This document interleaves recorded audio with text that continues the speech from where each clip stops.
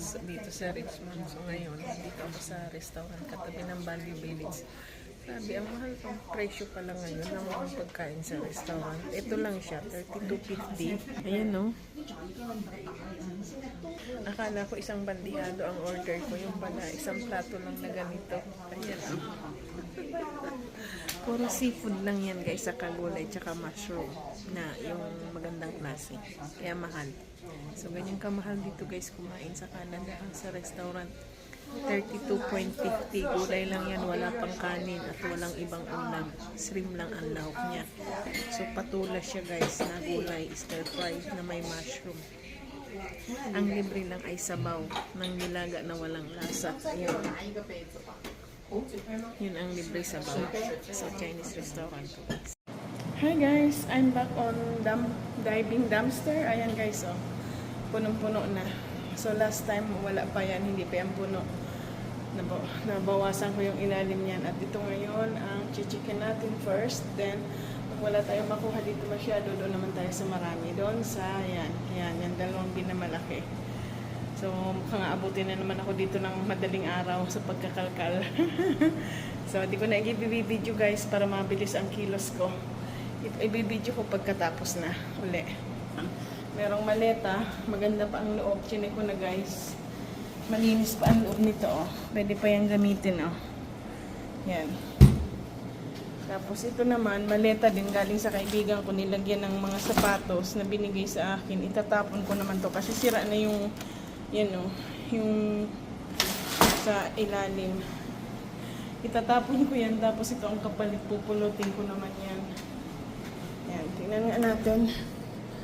Yan, so hindi pa ito puno kasi ang tapon nito sa Webes pa to, ang tapon ng laman nito. Yan, magkakalkal na tayo, umpisahan na ang trabaho. Guys, basura day, so ayan. Ito, yung nakuha natin kagabi ay isang bag na malaki na mga cans and plastic bottles. Plus, marami tayong nakuha, more or less 3 cases of beer bottles. Kaya medyo marami-rami ngayon na mga bottles na babasagin. Ayan guys. Ayan. So, kinamada ko siya ng bonggang-bongga. Kaya yung 4 na maliliit, ayan na, yung 4 kalahati. Naging 3 na lang, tapos puro mga babasagin yan. Punong-puno yung aking wagon cart. At meron pang, ayan, yung mga sa alak. Yung mga liquor and beer bottles. Lalabas na tayo ng aking apartment. Ida-drive na natin yan papunta sa Battle Depot. Ayan, open ang pinto. Labas na natin to. Ay, dumiko. Ang hirap, mabigat eh. Hindi ko maiano.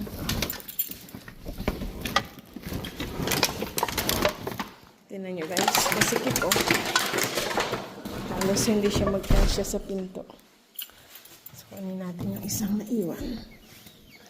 Ayan. Kasi, mahirap na kasi ikamada. Ayoko naman kasi managlagan yung aking mga babasagin at mabasag sa kalsada guys. Kaya binuhod ko na lang yung ilang peraso. So, ayan na. Let's go na.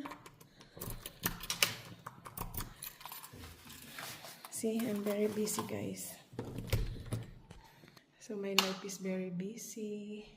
Infusing oils for pain relief and eczema, and also this. A lot of work guys. So even I don't have a full-time job, but I have my starting business, small, and this one also. This is my business while I'm here in the apartment. Kapag nag-move out na kami, wala na akong ganitong business. So elevator na tayo. Yan. Pababa ng ating apartment.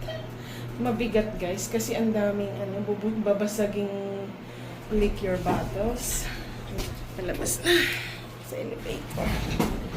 Grabe, mabigat. Ay, mabigat ito. So, hindi ko ano.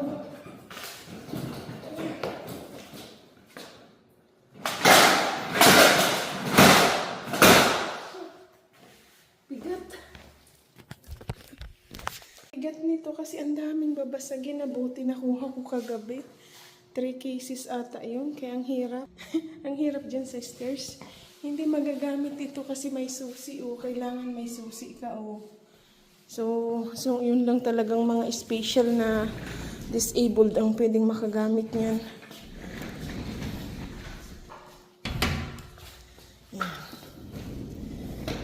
Natin itong 2 pinto. Ayan, buti na open tong 2 pinto. Ayan.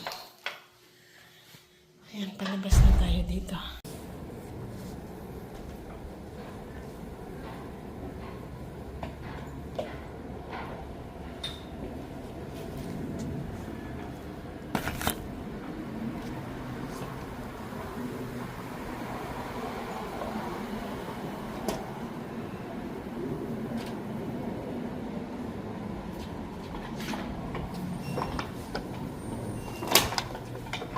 Tumaan sa pinto kasi malapad itong plastic.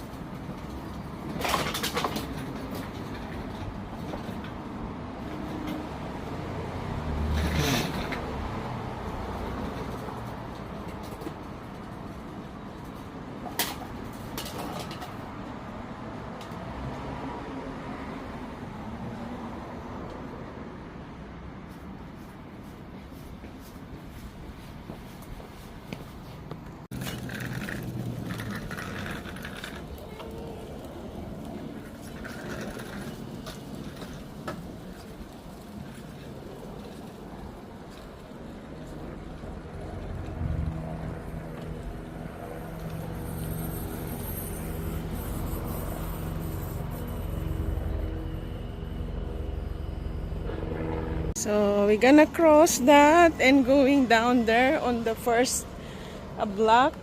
Sa unang kanto ay liliko sa kaliwa. Turn to left. Tingnan nga natin. Ayan, sumusunod sa akin guys.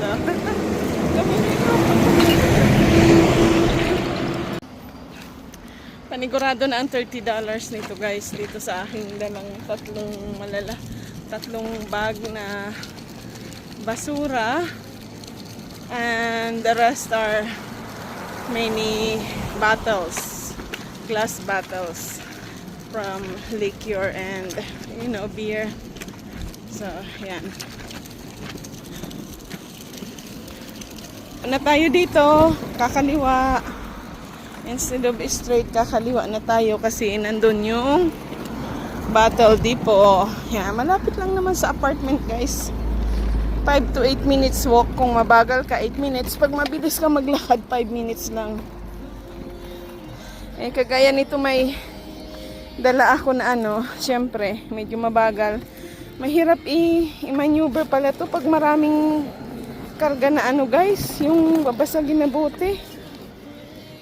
Yan.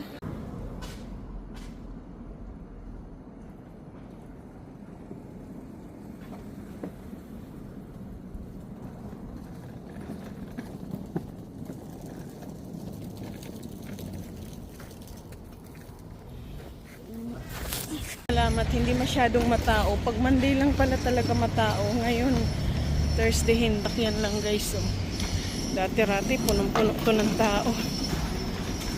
Ayan, dito na tayo sa bottle dito.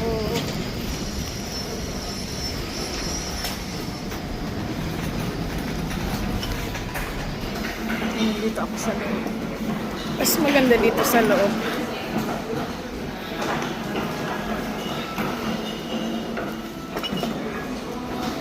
Dito ako pagpwesto. Sorting time.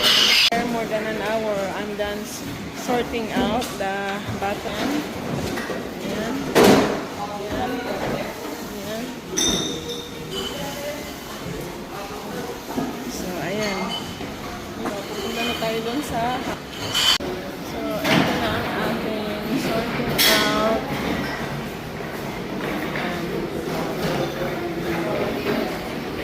Masyadong marami yung milk bottles natin. Ayan, waiting, line up sa cashier. Sana umabot ng $30 itong dala ko, guys.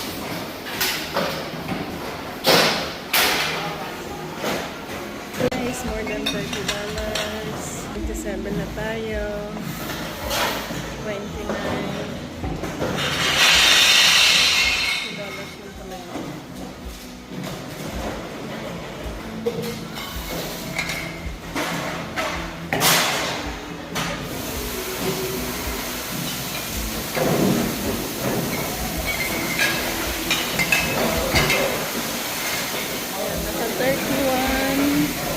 Naka 31.70 na tayo, guys. Ayan. 31.19. No? It's okay. 31.19 ang pera natin, yes. As expected, $30. Thank you.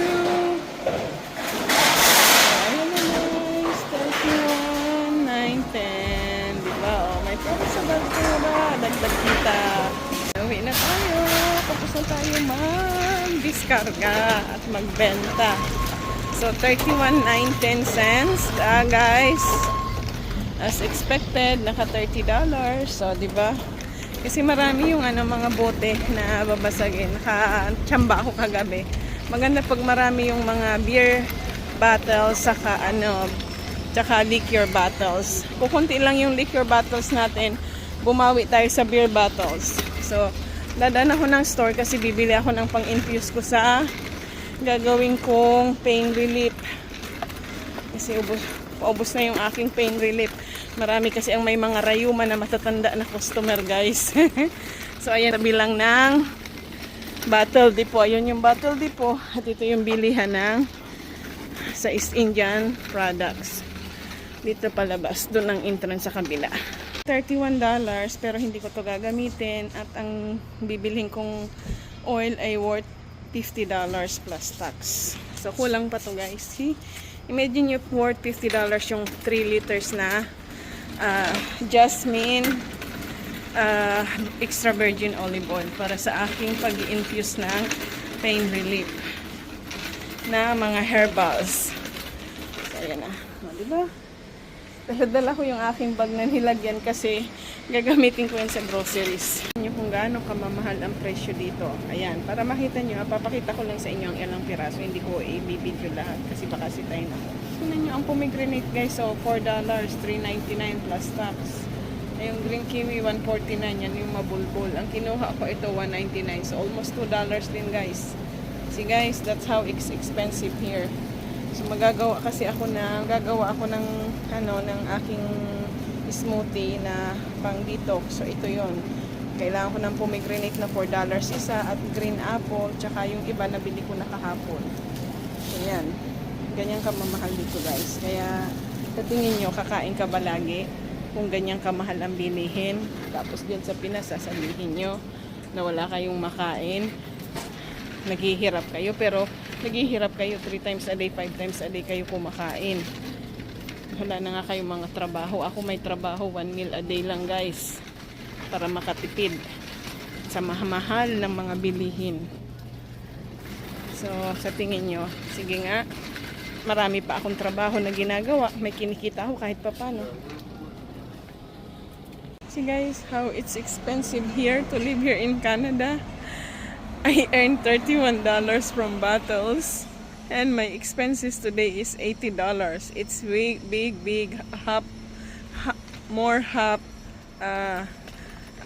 more expensive. I earned $30 and I spent $80 and I only got this, guys, for the infusing oil and the olive oil. I choose a little bit cheaper, so only got that, guys. The cayenne peppers, kalonji, and the olive oil, and 1 apple, 1 papaya, and 1 pomegranate. That $4, and this is kiwi, $2. See, guys, $80. Tumataginting na $80. Akala ko mga 70 lang kasi pinili ko yung medyo mura-murang olive oil, extra virgin olive oil. Sus Mariusep, ganun pa rin pala. Konti lang naman kasi ang difference dun sa ano eh. So yung binili ko ngayon, usually ang binibili ko $50.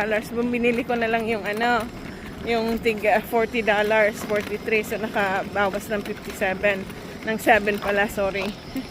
Ganyan kamahal dito guys sa Canada tumira. Kaya kung nagbabala kayo mag-Canada, kailangan may ready kayong panggastos, marami kayong dalang pera na i-spend nyo. At ang apartment ko ay 1 bedroom, very tiny, ay $2,000 a month. Imagine nyo yun, wala pa akong trabaho. Sa tingin nyo, mabubuhay kaya kayo dito? Ako dinadaan-daan ko na lang yan sa Ismail. Hindi ko yung pinoproblema, di ko iniisip masyado. God is great and thank you Lord Jesus Christ for the blessings. Hi guys! I'm back here in my apartment now. Ay, kakapagod.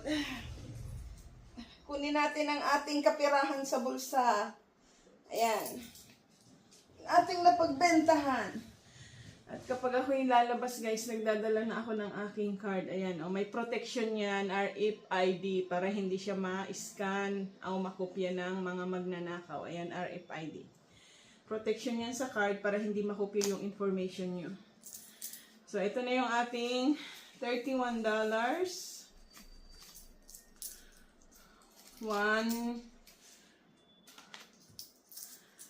One coin and 20 cents. So, at least, binigyan niya ako ngayon ng 20 cents. 31.19. So, binigyan niya ako 20 cents. So, nakaraan kasi kulang siya ng 5 cents eh.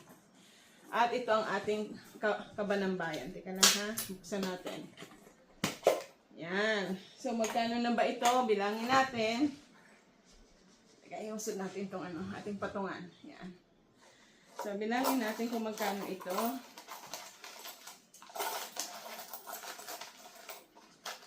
So, simula. So, this time, guys, it's 7 times bringing the rubbish to Battle Depot. So, 50, 90, 100, 140. So, may 140 na tayo dito. Yung dati, 142, 142, 143, 75, 85, 90. So, 143.90 plus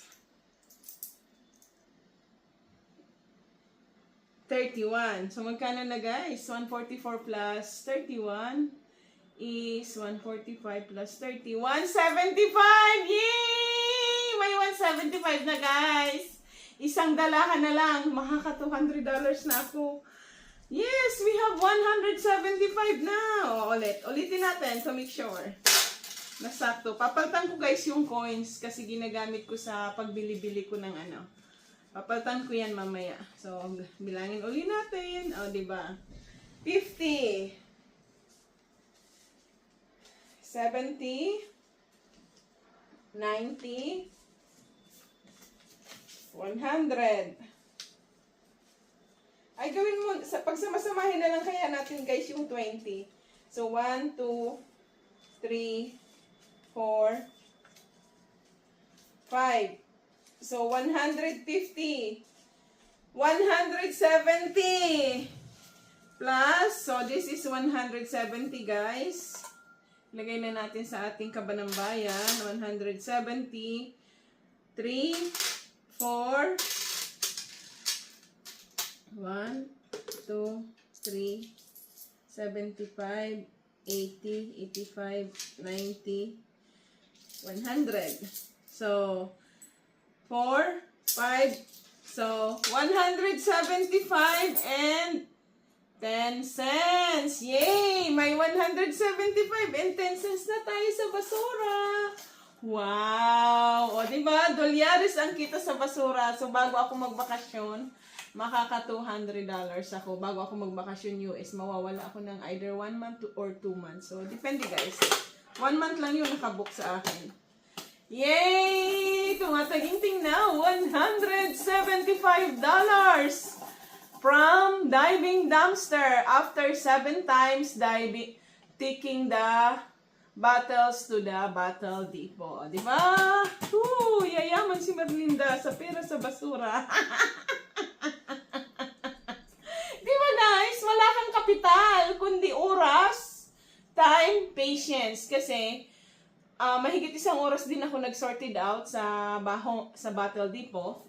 So, you need to sort it out yung liquor na malalaking bote, yung liquor na maliliit na bote, at yung bote ng beer cans, at liquor cans. So, at saka yung mga milk gallons. Binibili yun guys. Milk gallons, juice gallons, water bottle. So, yun. So, kagabi, marami-rami akong nakuhang liquor bottles, yung beer, saka, yun, yung beer. Mga, siguro ko 2 cases yun. Kasi ang isang case kasi 12 eh. So, naka 2 cases siguro ako kagabi or more. Ang dami kasi 3 recycle yung nakuhanan ko nun eh. Tapos nagkalkal ako dun sa big bin. Kaya lang kukunti yung nakuha ko sa big bin. Marami yung sa recycle. Minsan kasi, kukunti yung recycle na nakukuha ako nasa big bin lahat. So, this time, medyo nag-separate yata yung mga nagtatapon. Kasi hindi nila sinisiperate eh. Kaya minsan nagkakalkal talaga ako sa big bin. Kasi doon ako nakakakuha guys ng maraming treasure sa sa big bin, yung hinalo-halo nila yung basura at saka recycle. So, ayan. So, again, ito po yung RFID na protection sa card. Para hindi, kahit iskanin yung card, nasa bulsa nyo, hindi yan makakopy. Ang wallet ko may RFID din, but minsan nagpapalit ako ng wallet. So, mahal na kasi yung wallet na may RFID guys, nasa $75 to $100 na. So, syempre, hindi naman tayo rich para bibili tayong tigwa $100 na wallet. Imagine nyo, ang wallet dito $100. Wala pa akong trabaho guys, I don't have job.